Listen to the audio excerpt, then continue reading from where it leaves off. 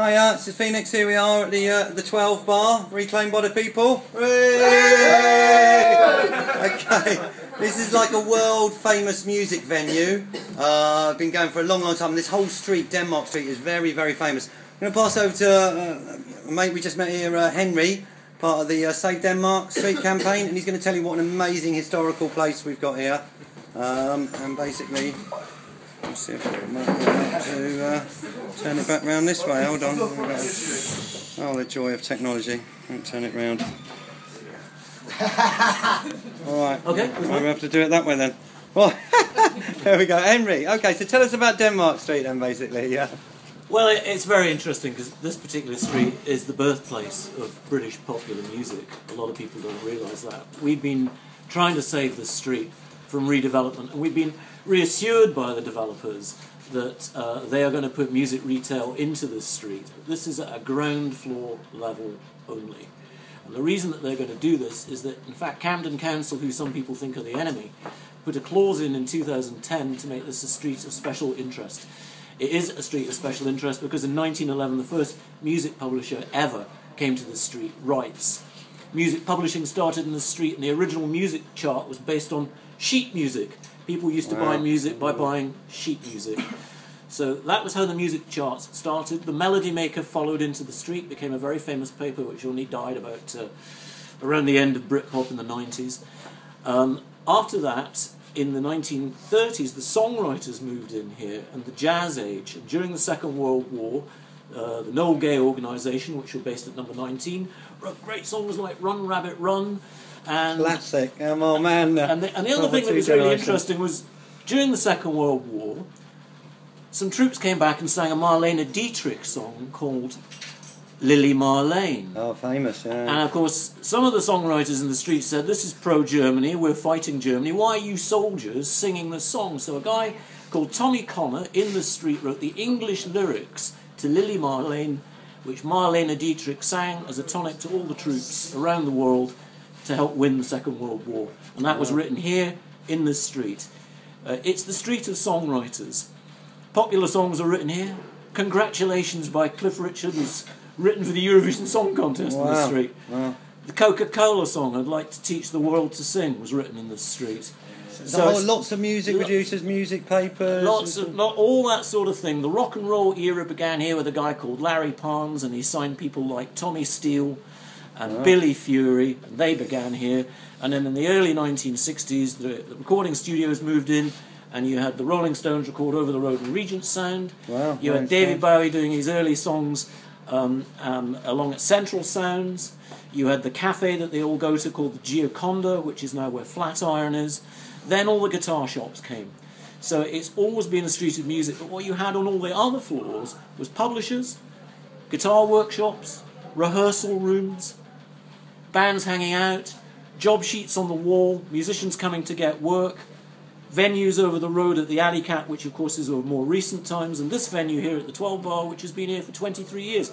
This is the living, vibrant street of the music. It is the only street of music in the world of its kind. They talk about Beale Street, they talk about New Orleans and Nashville. They don't have an equivalent of this street. This is the only street where you have a music retail outlet on every ground floor shop. And you were, I mean, you know, this sounds like very much, you know, you're educating, we're learning here, but it's, you know, like a big centre of British musical culture for so many years. Things have radiated out for me. You said the Sex Pistols used to practice at number 6 or something over the road, and stuff still on the walls there. If you go to the alleyway at the rear of number 6, the Sex Pistols in September 1975 moved in. Apple, the Beatles people, had owned it, and Badfinger played there, and the Sex Pistols moved in. And you could say, as Glenn Matlock told me, the birth of British punk rock started at number 6, Denmark Street. In America there was punk rock at CBGB's, but the British punk rock movement started there. They met the Clash there, and they began a movement when they had Bernie Rhodes and Mick Jones come down to see them. All their cartoons are on the walls there. I think somebody said, the Clash and a lot of very famous bands started off in squats because they could afford to buy instruments and practice and have the time to practice because they were living in a squat. Squatting has contributed to a massive amount of British music culture and a lot of things. We want to decriminalise squatting residential buildings. There's another bit we'll be getting in this campaign. But tell us a little bit more about the campaign you're part of. And we'll do longer ones later, and I think we've got Russell Brand coming tomorrow about 5 or 6. Hopefully we get to watch this. Russell, yeah. Tell us a little bit more just about the Save Tin Pan Alley. What's the website? And tell us what your main 3 or 4 things you're campaigning for, because we're all behind you and we're going to help you get these things and get the media on it. It's a very simple site. It's SaveTPA, T for tin, P for pan, A for alley. SaveTPA.tk. SaveTPA.tk. All the information about what we're about is there. In essence, what we want to save is we want to keep this as the street of the music. We don't want the developers to put in hotels on levels 1 to 4 of both sides of the street, or luxury apartments or flats. They say they're going to make these musicians' apartments. I don't think Metallica are going to come and stay in Denmark Street. They'll go and stay in Mayfair.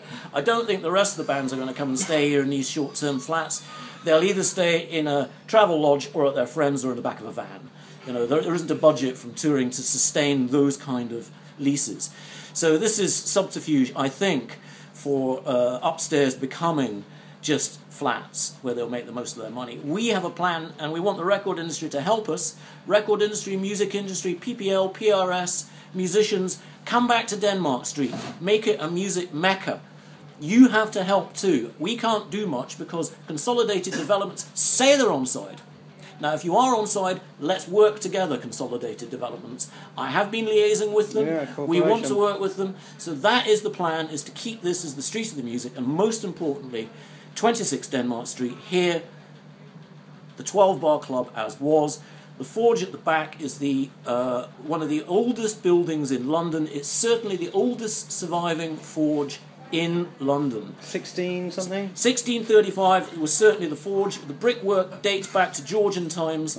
There is and it is one of London's best loved venues. Adele did her first gigs here, the Libertines played here. Really? Adele did her very first show here. Keane did their very first shows here. Whoa. So, save the 12 bar. Save the 12 bar. Save the 12 save bar. Denmark Street. All right, thank you guys. Thank you very much, Henry. Right, best of luck to you. We'll keep networking it. So, thank you very much. There'll be more coming out as soon as we can. Let's save the 12 bar. We're having a little jam here tomorrow night, Friday night, maybe a cabin next Friday if we're still here. Stay tuned. Come down to Denmark Street. What is it, 26 Denmark Street? Yep. All right. Nice one. Keep squatting. Don't let your culture die. Don't let your culture die, innit? Reclaim the space.